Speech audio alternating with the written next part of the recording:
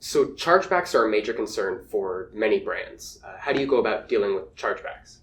Yeah, so most clients have issues with chargebacks to some degree. It sort of starts with what I would consider a root cause analysis of the problem. Amazon's always changing their requirements and regulations. There's always new chargebacks, or Right. the terms are evolving to change what they already have. So one aspect is vendors just not keeping up with those changes as they happen, and then really understanding why or what's causing them to happen. The premise of them is to improve efficiency. Amazon's such a smooth running machine where the reason they have chargebacks is to incentivize vendors to feed into their system in a way where they're not bottlenecking the automation that they're doing at an FC level.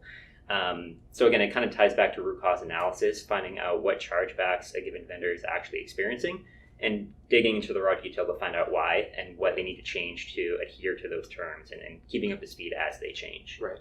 So Kyle, I feel like there's, in my mind, there's kind of two big buckets of chargebacks. There's those that relate to the physical product, so mostly prep chargebacks. Sure. And then there's those that relate to the actual process through which product is shipped, labeled, etc.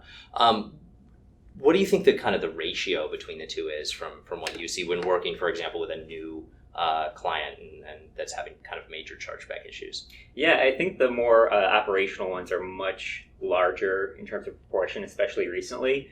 I feel like a lot of vendors have sort of caught up to the prep, the e-commerce packaging, just the FFP and SIPE requirements that Amazon has out there. Yep. So more packaging development is part of the conversation out of the gate, I think.